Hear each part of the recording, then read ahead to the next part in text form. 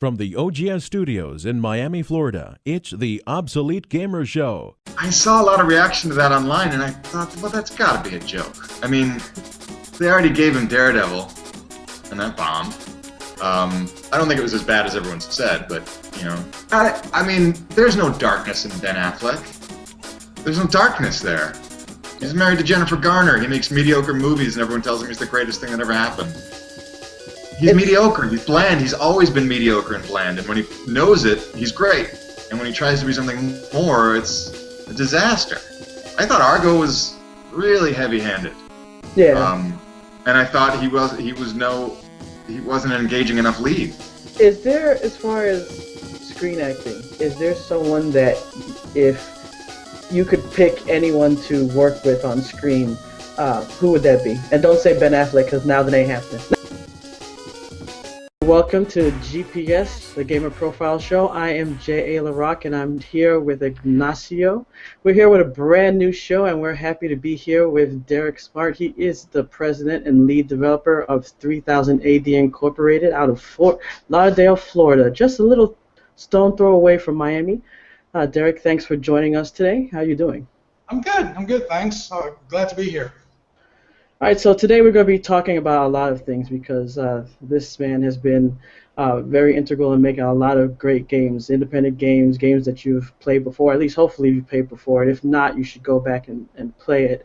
And we're also going to be talking about his newer game that was released earlier. Well, it's actually out on Steam that you can go check it out, and you should, Line of Defense. But we're going to be first talking about his gaming background because that's usually how we start, early at the beginning. So could you tell us a little bit about, games that you played, growing up, things that you liked early in the beginning? Well, man, that'll be going way, way back. I mean, I have a massive game library. Some of you may have already seen it on my website. But I think the most influential games to me that really made me want to, do this full time are, the Starflight series, of course. One of my biggest games that I loved back then, Sentinel Worlds and, Elite series. I mean, I've always been, an avid gamer, and one of the things I liked about, about the early days of gaming is that there was, we had very few choices. So when you got hooked on one thing, you got hooked on that one thing for a long time. Nowadays, it's really hard to get really attached, to any particular a game type because there's so many selections these days. So back in the day, because sci-fi was big back then, so because I love sci-fi and I always wanted to be a part of that, whether it's space travel or anything to do with science. And then games came along and they just kind of fuel that that interest. And I thought, hey, maybe I should go into game development because of all these cool sci-fi based games that I liked, and the rest is history, really. But I think if I go back as far back as I can, I don't think any other game made as much impact on me as the Starflight series did. I mean, it was the biggest thing to me. I always remember, that one. So overall, was it more computer games that you were into than yes. anything else?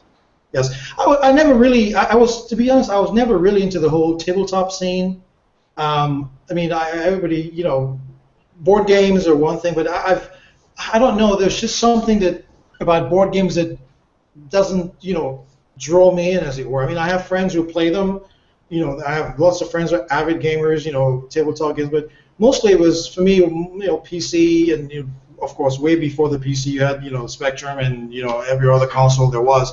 But I think once games started being a big thing in the PC, I kind of just stuck with it and moved on. I'm still even even today, I'm not a big console gamer at all. I mean, I have all the consoles, but I hardly ever play them because for me, it's just, I don't know. I guess it's about fixation. I guess I mean, if I have a game that's out on a console, the only reason I play the console if I really, really like that game. But otherwise, if the game's on the PC, I'm on the PC because I'm a PC man, through and through. What do you think that's happened? I mean, back in the day, you saw that, like, I guess you would say, like, maybe a renaissance.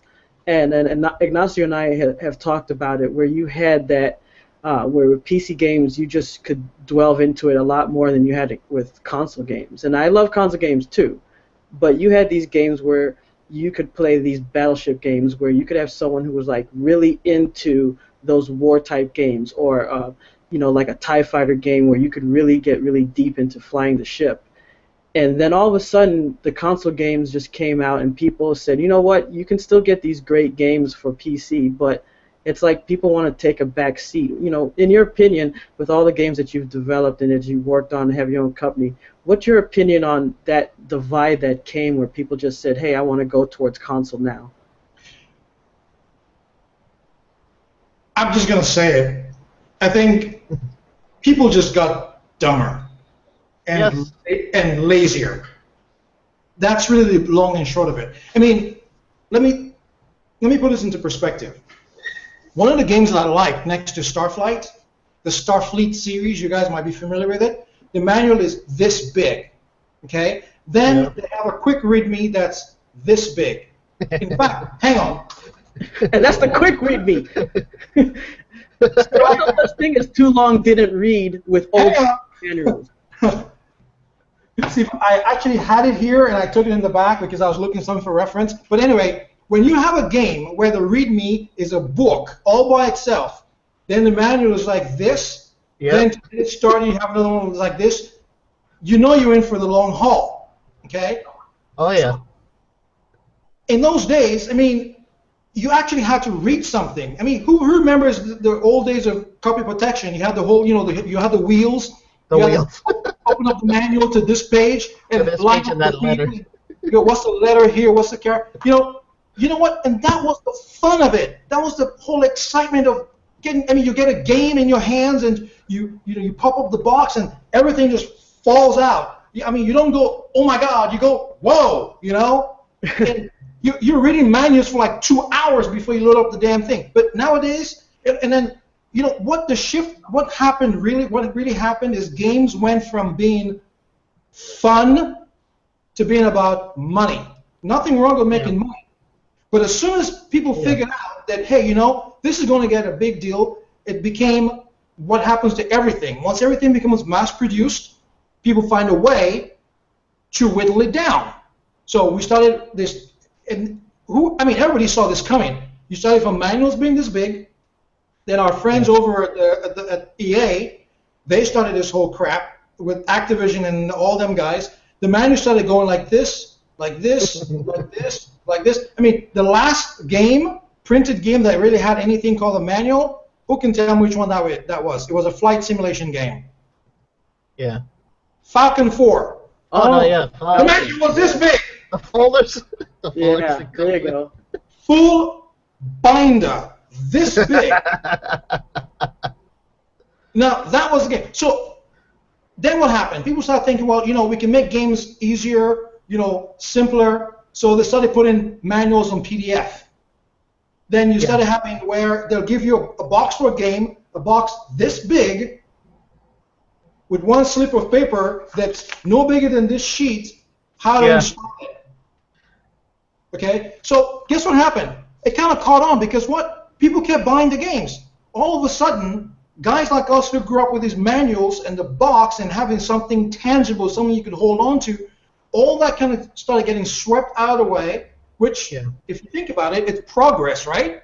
So the more the manuals and the games started, decreasing in complexity and started moving towards, simplicity, if you call it that, the manuals went out the window. The complexity of the games followed along. RPGs started to suffer. Joysticks went the way of the dodo, which was another, coming. And then, in-game manuals came, started being a thing if you were so lucky. And all of a sudden, you went from the phenomenal aspect of having something tangible to, CD-based media came along, and you'd still get a big box, and you'll have one CD in a nice sleeve, no manual.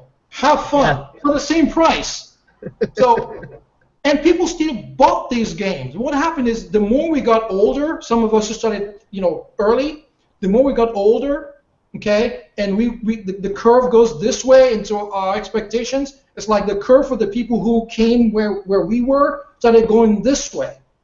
Yeah. So now you have console games, which are, of course, everyone everyone was saying, consoles are dead, sorry, PCs are dead, consoles are going to take over, and we were saying, yeah, right, whatever. And guess what? Next gen consoles based on the PC. Hello. So Yeah. I think people just got carried away with making things simple only because they were already migrating to the console frame of mind.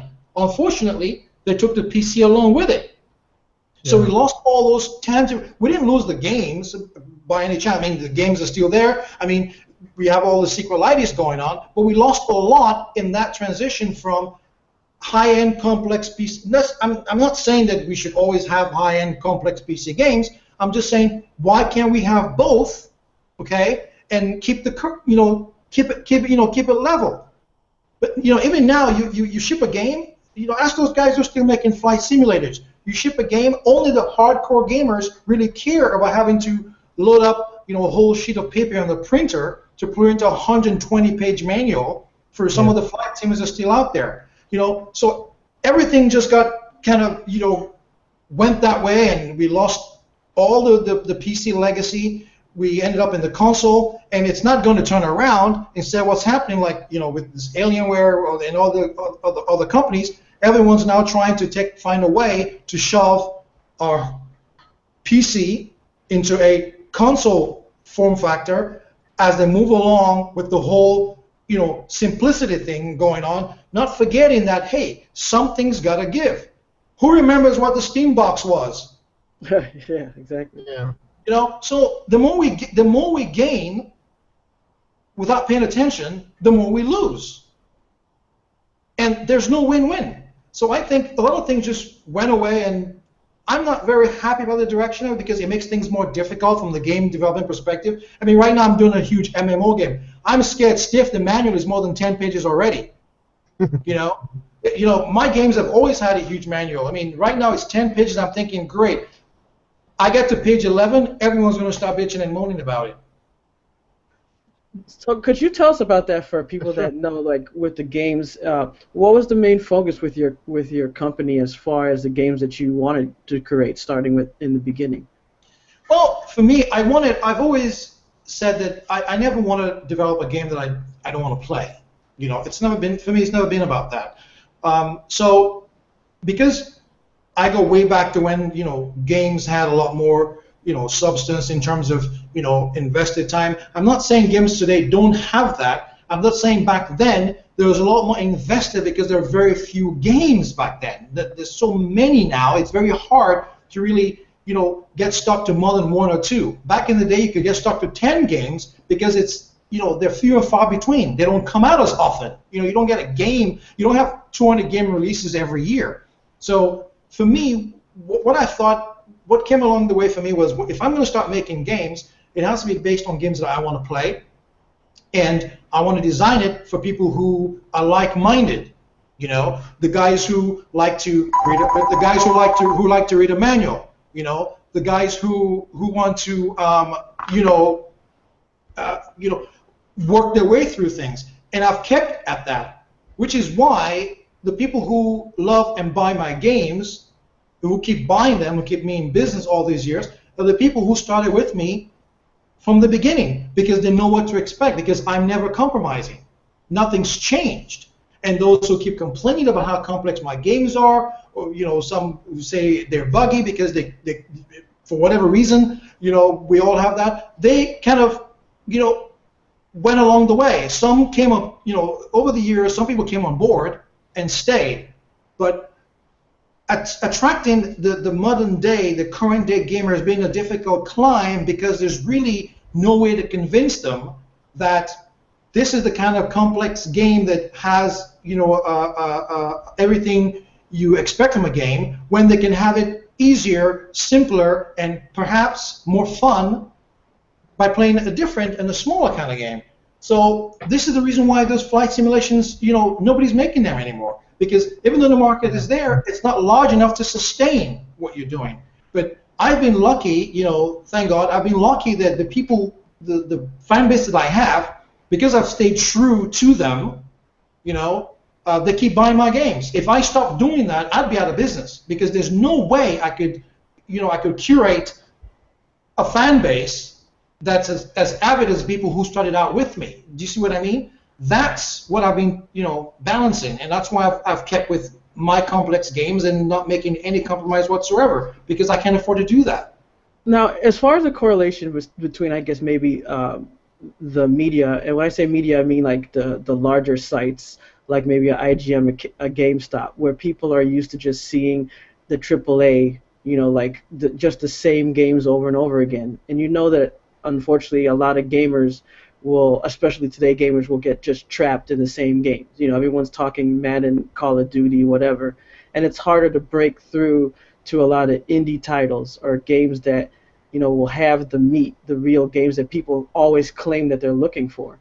On the other side, you do have social media where if someone is a fan of games that people will call true games that people are clamoring for all the time, so they can follow you, fan bases that they realize they like. So they say, hey, I'm following Derek Smart, so I can follow his Twitter, I can follow his Facebook. Would you say that at least with social media they can follow you, your website, but at the same time media hurts good games because that oversaturation blocks out the independent gamers, so that good games don't get exposure because everyone's waiting for the next EA title? Well, it's, for me, coming from the old school, I think this whole social media thing is a double-edged sword. Okay, you can attract good attention, you can attract not so good attention, and there's a lot of negativity. I mean, not that we didn't have that back in the day. We didn't have the huge. I mean, we've always had social media. I mean, it's just the media that decides to give it a name now. We've had our BBS systems. We've had, AOL, CompuServe, all these places. We've always had social media, but we had the Usenet. I mean, which was a cesspool all by itself. But we've always had our social media, but it was just us. Us gamers, us game developers. You know what I mean? So, but with social media, and now a lot of people can get in on the action, gamers and non-gamers. Let's put it this way. Back in the day, you wouldn't find anybody on the CompuServe or AOL or Usenet chat in a gaming forum unless they were gamers, because there's nothing else to talk about there. I mean, once in a while people will show up and engage in some fist fight or something, but the core people there were either IT engineers, or gamers or game developers. There was really no mix. So Facebook, Twitter, all these different social media platforms changed all that, because now you can have people who have nothing to do with games, okay, engaging in the whole discussion, whether it's good, bad, or ugly. I mean, case in point, that whole Gamergate Adam Baldwin bullshit that erupted. He's not a gamer. Right. Yeah. Okay, think about it for a minute. Nobody's ever. If it was real, nobody ever thought, hey, I'm thinking celebrity gamer. Oh yeah, Adam Baldwin. I wasn't, but that's just an example of how the whole social media thing has it's got a good side and it's got its bad side. For one thing, somebody who's not a gamer who can engage in all this discussion about gaming would get intrigued and interested enough to get in, especially on the mobile platform. You can pick up your phone these days or any tablet and play a game. And all of a sudden, hey, you're a gamer. And if you know how to follow the developers, all the company, all the game itself, you can do that on social media and you can interact. But a lot of the people who are on social media engage in this whole gaming scene aren't gamers. And the example I just gave is just one of them. So for me, it's good and it's bad. And the gaming media proper, I mean, they're just humans, mortals like us. But unfortunately, as humans, everybody has faults. They also direct the narrative. And when you have somebody, one person or one entity who can control and direct the narrative, it's the difference between win or lose. I mean, all of us have friends in the media, but come on, how many of us would really call them out with the bullshit online? I know I do it on occasion because I have nothing to lose. Yeah. I'm practically untouchable. End of story.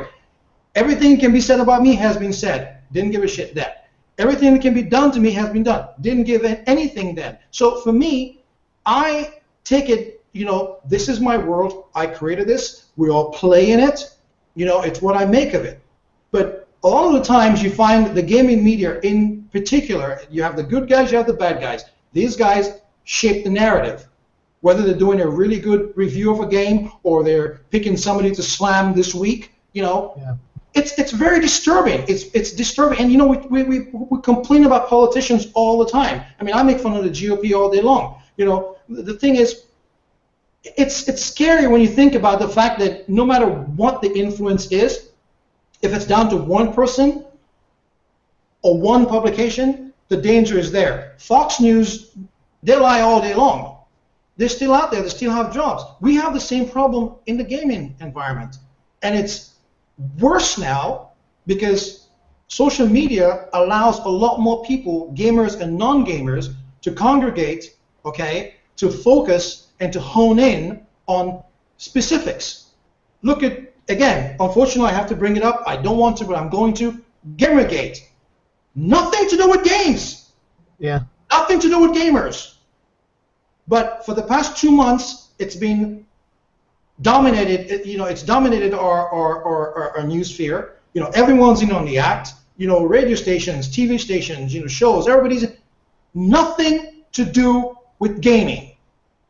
Somebody's personal life encroaches on gaming, and all of a sudden, everybody, a bunch of, guys deciding, well, hey, this is a great opportunity to pick on our beloved women in gaming, and do what we've been doing forever in a day, be misogynistic and all these things. I mean, nothing to do with gaming proper.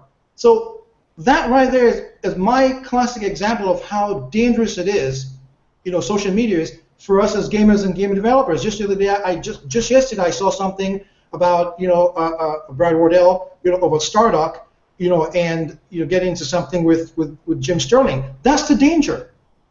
Where do you draw the line? Can you say, oh man, this sucks, or hey, don't do this? And you know what? The fact of the matter is, most of us who grew up with most of the media guys, those guys are long gone. They're either doing something else or they're working at a different place. They've left the industry, so we have a whole bunch of new people who are shaping the narrative, and even the old timers like us, have, in a way, to toe the line. Because most of these guys are foreign to us. I didn't know who the hell Jim Sterling was until, he just popped up. Now, do you think, well, I preface this by saying this. I am definitely not one of these people who do the hipster thing where I act like something has to be pure and covered it. Like you might have someone who's into music and they say something has to be pure, or someone who's into film and they say, oh, don't switch to digital, use old film. But anyone that knows anything about gaming knows how back in the day it used to be thought of, oh, it's so geeky, it's so terrible, and people used to make fun of anyone that's a gamer. And yes, while it's still made fun of, since it's $1 billion industry, everyone wants to get into the act. So it makes a lot of money. People get famous off of it. People make money with it. There's a lot of crossover on both sides. Yes, maybe not a gamer will become a super movie star, but you can make money. You can get some kind of fame. Do you think that perhaps because of that, it's kind of tainted gaming in a way where someone comes in and says, you know what, I'm just going to poison gaming? In a way, what they did with Nintendo, where they licensed out so much where you went to a gas station and you saw Nintendo accessories. Do you think that's happened with games so much where it's poison gaming, where everywhere you go, there's something called a game, but it's not really a game, it's just something that looks like a game? Well, I think, it goes back to that whole argument about gaming as art, doesn't it? I mean, right. A game can be anything. When you start going into, gaming as art, that's a whole different narrative. For me, I think that if we're talking about gaming proper, where we all went back to all these games. I mean, we know what a game is. We know what defines a game. We know what makes a game. But I think what's really happened is that once it became a business, and it's just like politics. Once special interest groups get involved, it's all over. It becomes a huge mess because it's about who can spend the most to influence the most. That's what happens in politics. Same thing happens in games. Once it became more of a hardcore business and people figured out, oh wow, we can make this much money from these geeks. A lot of the times, most of the guys at the top of the food chain in these large companies aren't even gamers. I'll bet you go back down the line, look at every single CEO or principal going back the years to see how many of them came from gaming. Start with EA or Activision or anywhere else. This is the thing, because once it became about money, you need to find the people who are able to make money out of this little thing we call gaming. So just like social media, everybody poured in. We have special interest groups. We have media. We have financial analysts. We have focus groups. I mean, seriously, focus groups. Back in the day, our focus groups were the guys who we sent buggy games to try out and see if they actually worked. You know what I mean? Now, you can spend 30, 40, 50 million dollars on a game, and half of that is the budget, and you go to bed praying that you make your money back. Back in the day, we didn't care about that. Marketing, here's my game in a sandwich bag. Go play it. But so I think what's really happened is once it became about money, it really wasn't really about gaming per se, but about how to make money from this medium. It's no different from how you would look across the street and see a plot of land and think, oh, I'm going to put a condo there. It's not like you're building a condo, you're building something to make money from. So whether it's a game or not is largely irrelevant. It's really about money. So you can walk into 7, if somebody wants to make money, 7-Eleven thinks that they can make money from advertising with our games, they'll do it. Look at Grand Theft Auto, look at all the other games that have different sponsorships, endorsements, especially the space games, the sports games, That's how this whole thing comes in. It's about making money. It doesn't really matter that it's a game. It matters not. So there's really no way, as they say, the cat's out of the bag, and all you can do now is sink or swim. Everybody's involved. Everybody wants a piece of the action. There is not much action to go around anyway. But so you now have 50 people diving into one box that's only for 5 people, and that's where we are. Yeah, like the other day, I went over to my nephew's place, and he was playing a basketball game. I think it was like NBA 2K whatever year he was playing, and like I just see him, like he's so excited because he's like, oh my god, this press release that my top player is gonna do is gonna be awesome because he has all these modifiers, and I'm like, what the hell? Like, just go play basketball. Oh no, I need to get the ultimate team. But you don't believe it. The marketing department that I have for this year is amazing, and I was like, what the fuck?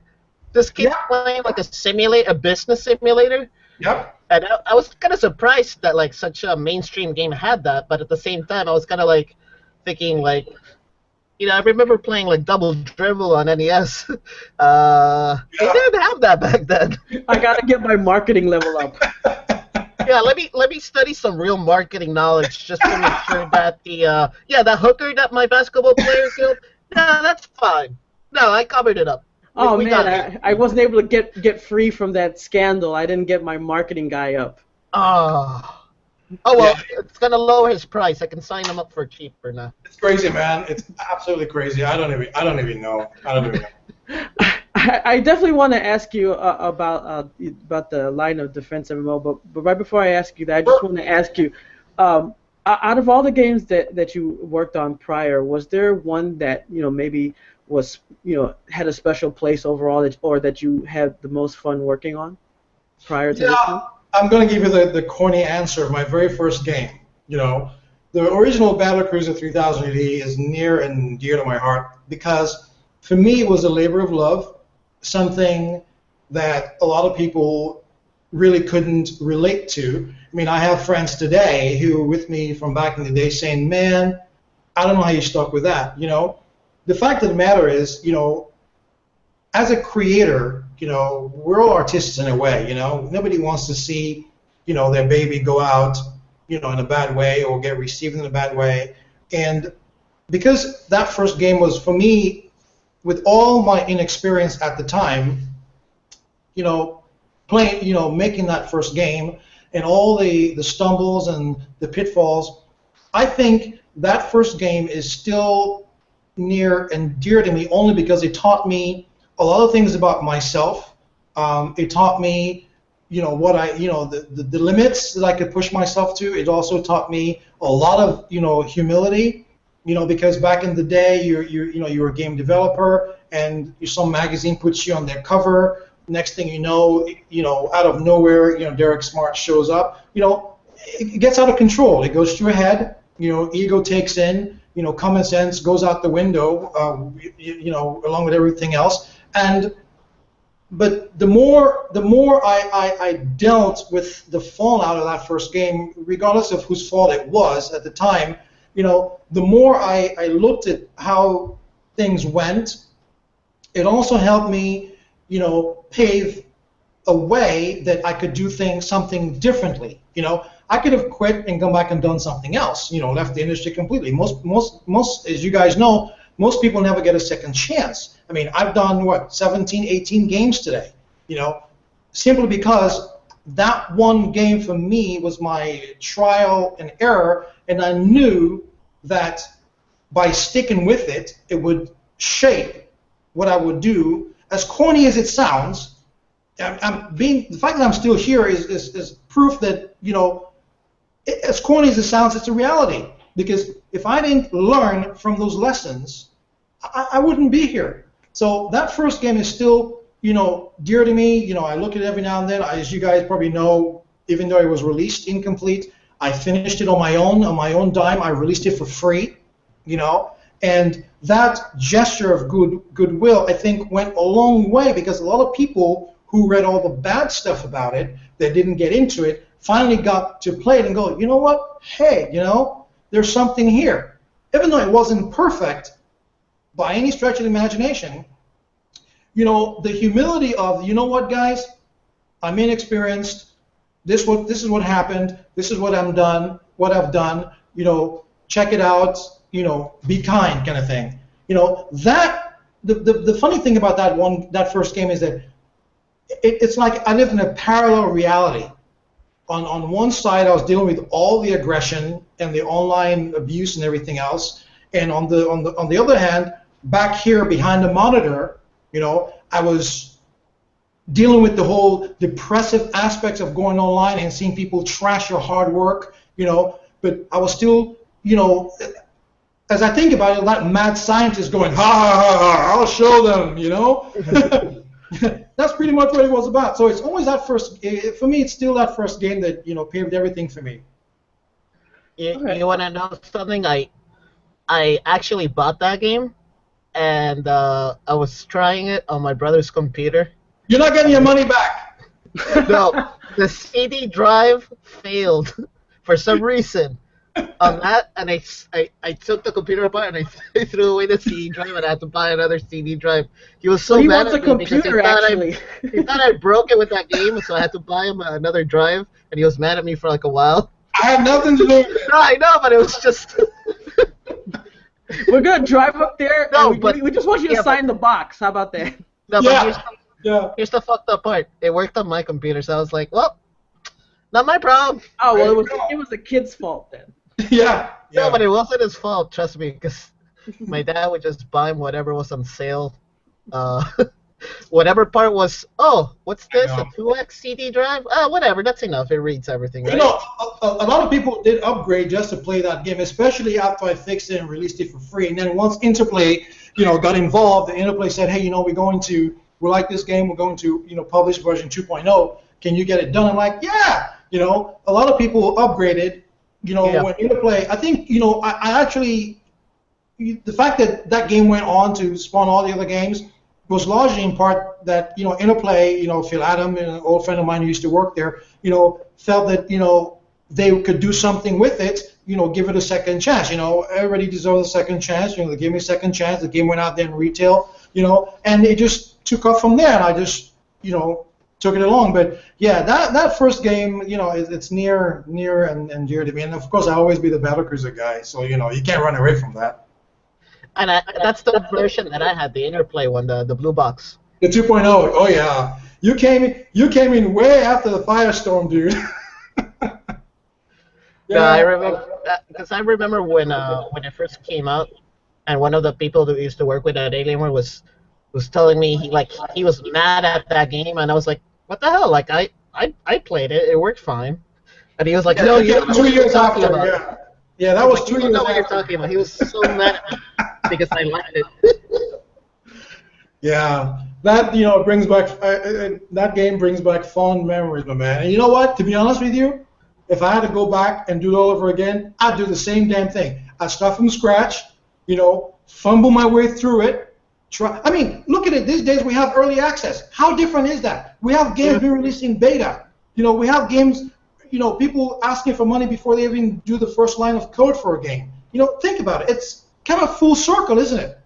When you think about it, it's really full circle. Speaking of that, yeah, that's the next thing I want to ask you about. If you could take us through the Line of Defense, the MMO.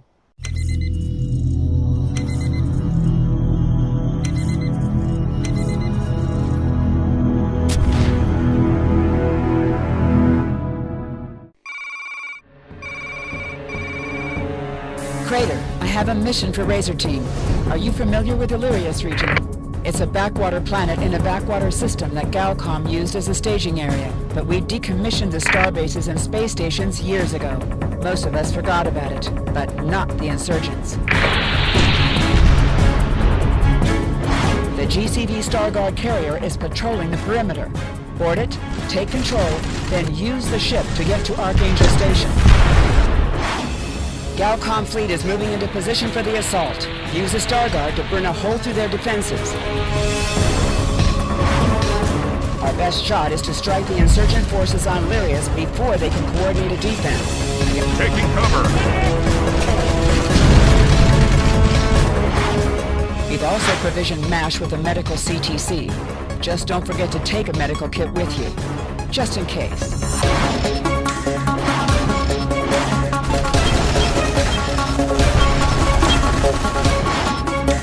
Engaging. Target acquired.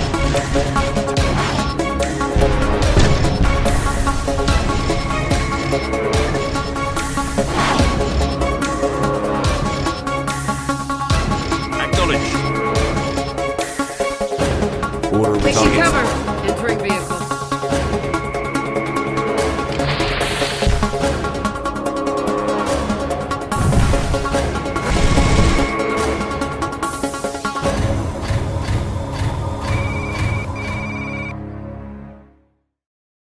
Defense is my sorry attempt at doing a, what's the word I'm looking for?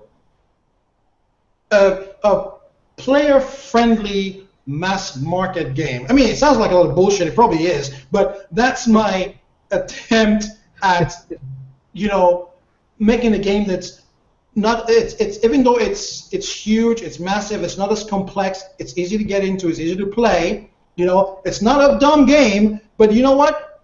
I'll give you an example. People who tell me my games are complex, I'm like, dude, describe to me 5 icons on the World of Warcraft interface, and I'll give you $100.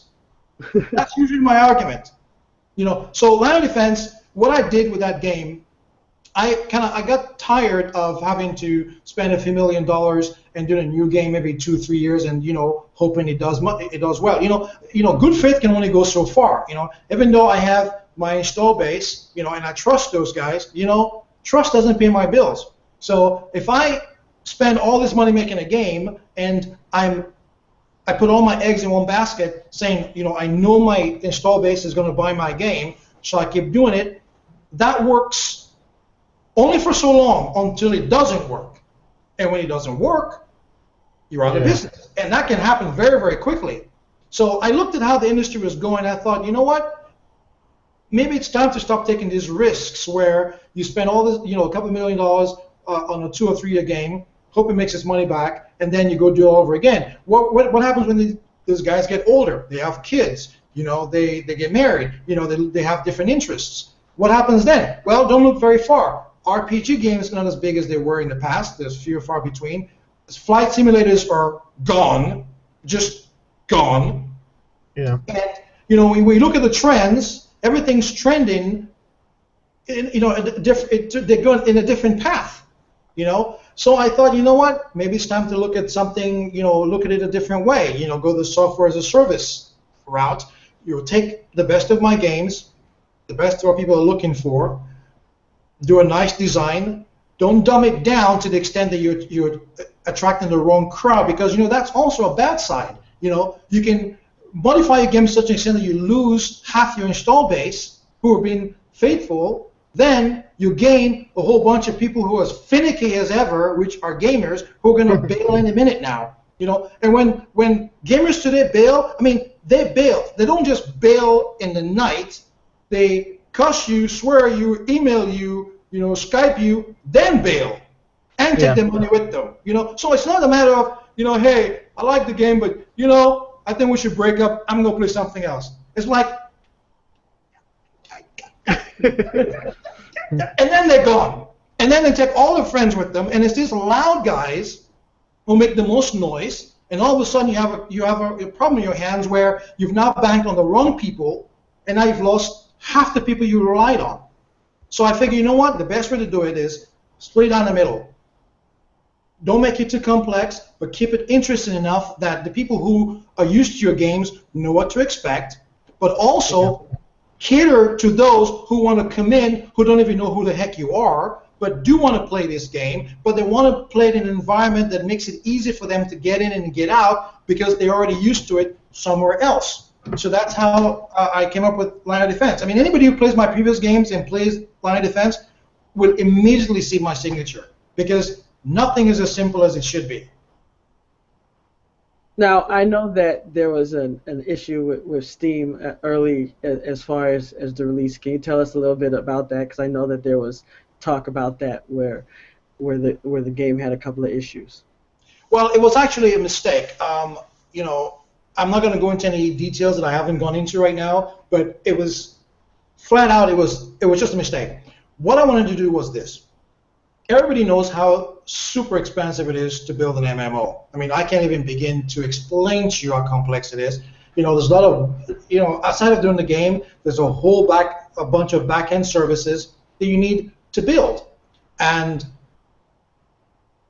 the other day I posted a link on Facebook about a blog I wrote for Gamasutra back in the day where I was, talking about how Steam is going to be the big thing. I'm not sure if you guys caught that, but it's on my Facebook page. So I thought about that. What? I'm already part of the Steam ecosystem for such a long time, and they have all these crazy, wonderful tools. Leaderboards, they've got it. Authentication, they've got it. Entitlement, they've got it.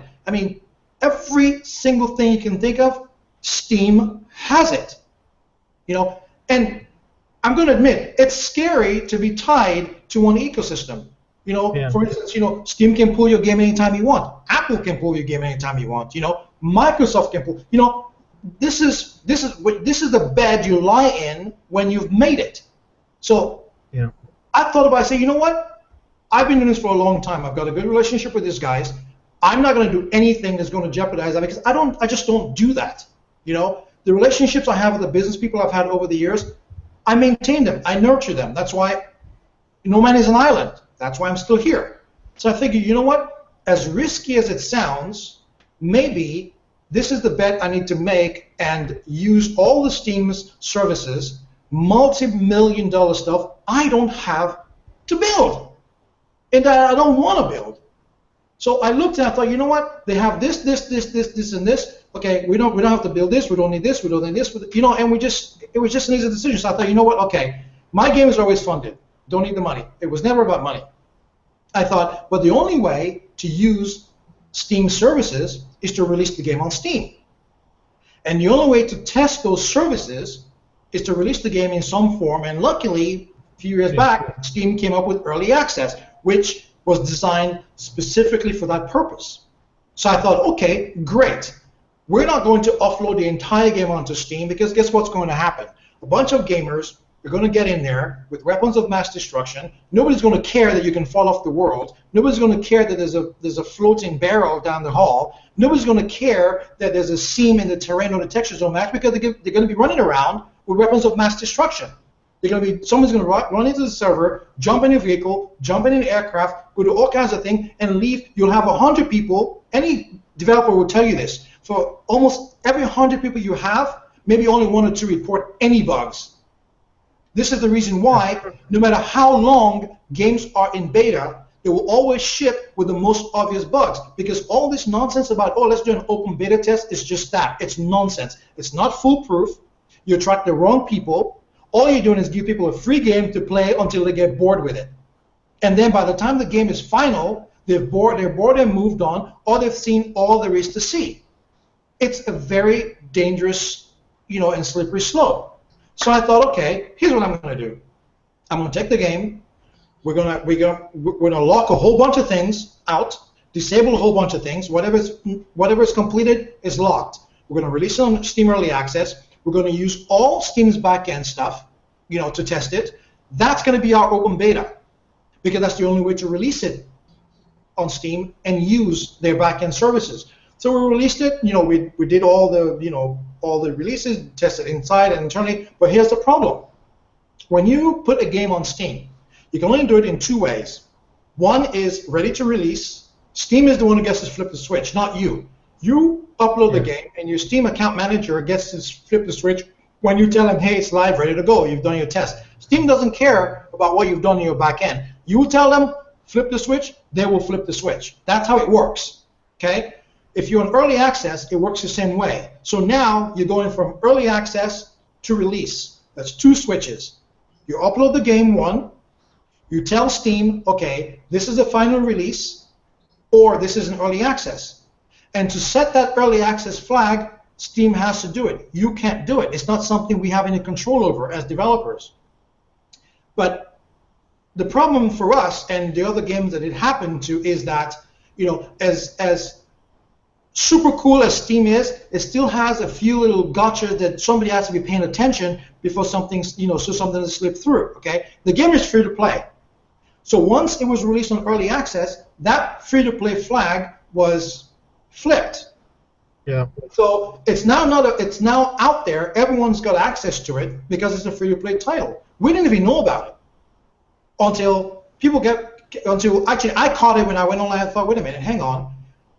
That doesn't sound right. So I went into the back account and I thought, oh my God, this is wrong. So I immediately shipped off an email to my Steam account manager. I mean, those guys are super responsive. And they took a look and said, we see what happened. We'll fix it. It's fixed. But here's what happened. Because Steam has minute control of everything on that system, what happened was all the people who had got the game for free because it was free to play and was listed in a free to play filter now had the game. By the time the game finished downloading, or by the time they got to play it, Steam had already yanked their entitlement flag. We had already shut down the servers. So those who were already in the game playing for free lost server connection. Those who were downloading the game expecting to play for free found out that, hey, you have to pay for it. That's what that was about. So a bunch of these people who couldn't log into the game or couldn't play the game, gamers will be gamers, God bless their souls, complained, bitched, moaned, gave bad reviews, the whole 9 yards. And I said to my Steam account manager, this isn't right. This was a mistake. They can't play the game. I mean, you have guys writing full-page reviews about a game they never played. And the only reason you can do that is because once the game is in your catalog, you can write a review. Mm-hmm. So when Steam revoked the games, it still remains in your catalog. You can click on it, but if you want to play it, then the purchase window comes up in Steam. Yeah. But the fact that it's in your catalog, in your games list, it means you still have access to it even though you can't play it. So you have access to the community, the group. You can write reviews, blah blah. So they had to go in and manually remove all those because you could take one look and say, no, he didn't play the game. So that's what that was about. It was really much ado about nothing. And then 3 weeks later, it happened to another developer. Of course, he was more vocal than I was because I know that, you can't get emotional about these things. Nobody goes out to screw anybody. I mean, Steam wants to make their percentage of what you make. I mean, they're not out to destroy their ecosystem. So why would, if you can't accept the fact that glitches happen and take the punches, then maybe you shouldn't be developing games because you know what? Shit happens. Yeah. Wow. And that's just one of the things that people who hope to release any games or work on any games has to worry about. I mean, Ignacio told me the story, and I saw your posting as well. But I just wanted people to just hear just some of the things that happen, because it's like we also talk to people that work with Kickstarters, and you hear just different things that can happen in that, and it's just amazing to hear just different things that can happen that's not people's fault, and especially with reviews, because a lot of times you have people that say they don't believe reviews anymore because people go there and lie, but at the same time there are some people that will go and see the first 2-3 reviews or just look at stars and immediately turn away from a game, especially games that are not the same couple of games that everyone knows. And it's important to understand how a mistake that is on someone else's end that has nothing to do with the game or developer themselves can make such a big influence. I'm glad you brought that up. I want to make one point here. And I'm actually working on a blog right now for Gamma. I haven't put it up yet, about this whole Steam Early Access thing. Here's the thing, and it goes back to your earlier missive about social media and everybody coming in and everyone thinks this is a game, though it's not a game. But here's the thing: what gamers in general fail to realize at this point in time is that when you go on Kickstarter and you fund a game, or you go on Steam and you fund an early access game, whether it's from the beginning or in alpha or in beta, what you're really doing is you are signing up for the same thing that we do back here. You're signing up to be part of a development. And it's not all fun and games. As I'm talking to you right now, I just got a Skype message that our servers aren't coming online for the build we just released. And I have guys working on it right now. Okay? This is a release that I've delayed. This is a release for LOD that I've delayed for the past 3 weeks because I wanted to make sure it was perfect. And we flipped the switch. I uploaded the build to Steam. We flipped the switch. And the next thing I know, I'm on a call with you guys. I'm getting a message saying, servers aren't coming online. We're trying to figure out what's going on. That is what happens. So when you sign up in this Kickstarter games, or you sign up for early access, you're actually signing up to be part of the process.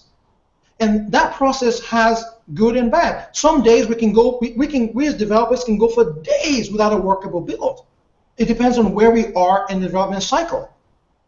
Right now, for the major build we had today was the automated transport system. It's an ATS system where, because the game has such huge and massive, scenes, a lot of people aren't going to have vehicles or aircraft to go everywhere. So I designed something called an automated transport system, which we built so that it's like a bus system. People make the joke that because we didn't give them vehicles and aircraft to run around in, they've been hiking and using jetpacks and wingsuits. So they say it's a hiking simulator. So my thing is, okay, you've been hiking. Now I've built a bus station for you. So this ATS system is a massive system where there's an automated shuttle controlled by the AI that you can hop on and hop off. It goes a circle around the entire base. It goes to high altitudes. You can jump out anytime you want with a wingsuit or jetpack. You don't have to look for a vehicle. You don't have to look for an aircraft. And it's taken 4 weeks to get it done right. And the day we release it, the servers don't come online. This is the sort of thing, And for days we didn't even have a workable build. So these gamers forget that when you sign up for these things, this is what you expect. Yeah. Stuff will break. And they will break when you least expect them to. But everybody seems to forget that, just because I give money early access, the first thing I download has to be perfect. It doesn't work that way.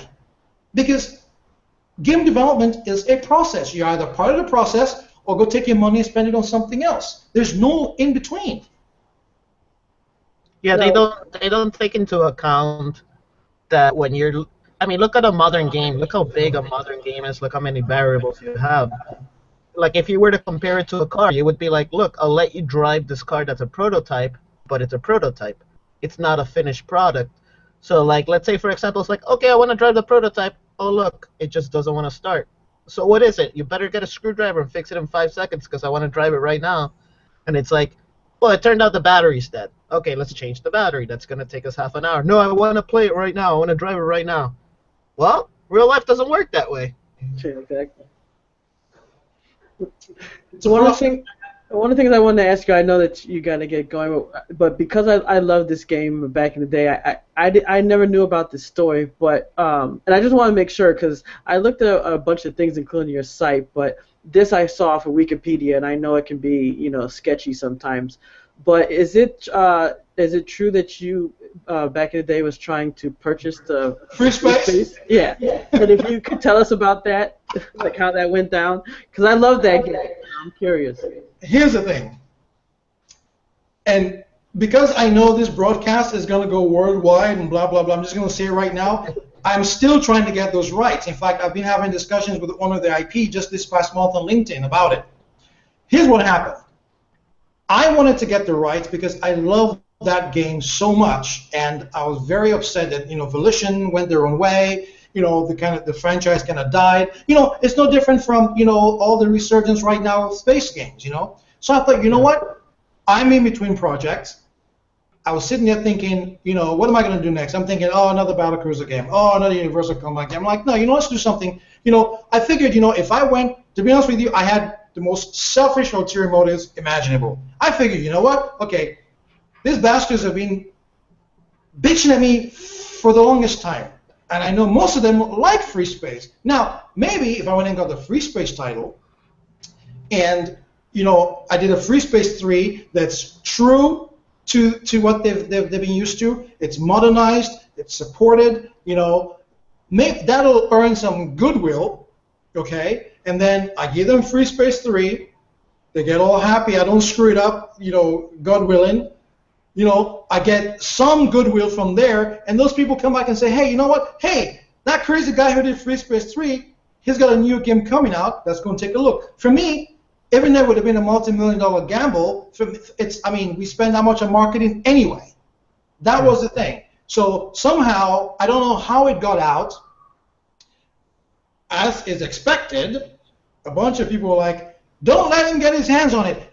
This is the people who have no idea how the system works. There isn't a single IP on this planet you couldn't back up a truck with money in and not get it. Okay? Right now, the only thing preventing me from getting a free space license to do Free Space 3 is A, schedule, 2, what terms we can agree on. That's it. But unfortunately, things went a different way, and I thought, you know what? If I embark on that right now, it might take away. It might be too big of a gamble. I could spend 2-3 years doing Free Space 3. Okay, the industry may have moved on. It's a purely space game. There's no way I'm going to put first-person perspective in that game and have people not bitch at me.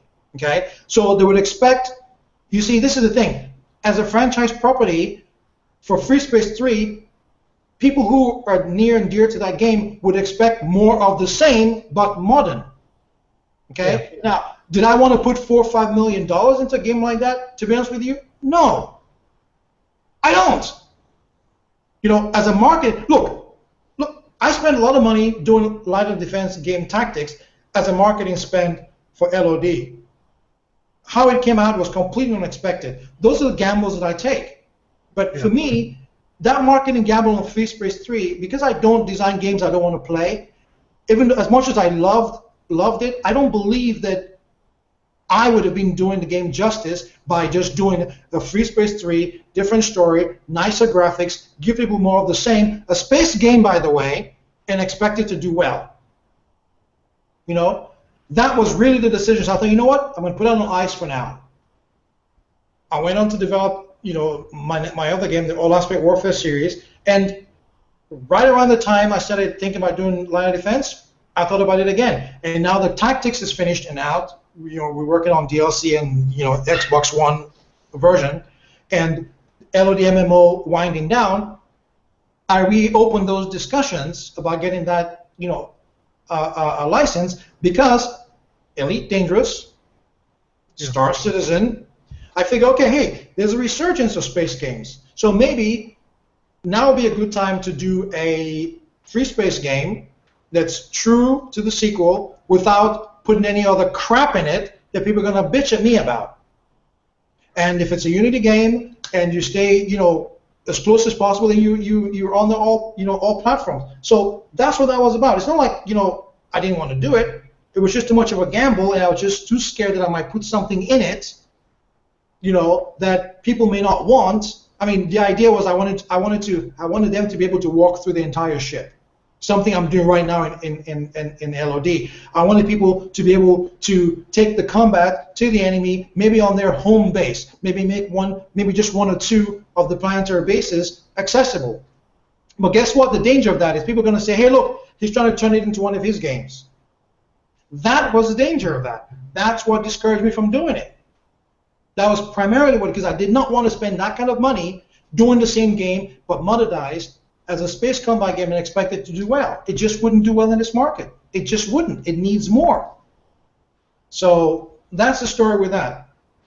Oh man. Well, see, definitely we got to have you back because there's so many more questions and things that we could definitely talk about. But I know that you have other commitments, but I want to thank you very, very much for coming on and talking with us. I really enjoyed the discussion, and really thank you for coming on and talking with us. You're welcome. Anytime, guys. I mean, we're local, so anytime you guys want me on, as you know, it's just the whole scheduling. As long as we can make the scheduling work, I can come on, maybe just hang out and just listen, and just whatever. You guys know where to find me. I'm more than happy to come back. Yeah, man. Definitely. And to everybody, I hope that you guys will go and check out Line of Defense on Steam Early Access. And once again, thank you guys for checking out the Gamer Profile Show. We'll be back with another episode very soon. But until then, remember our motto, never stop gaming. I'm Jay LaRock with Ignacio. Catch you very soon. I'm Derek Smart. See you guys again. Have a good night.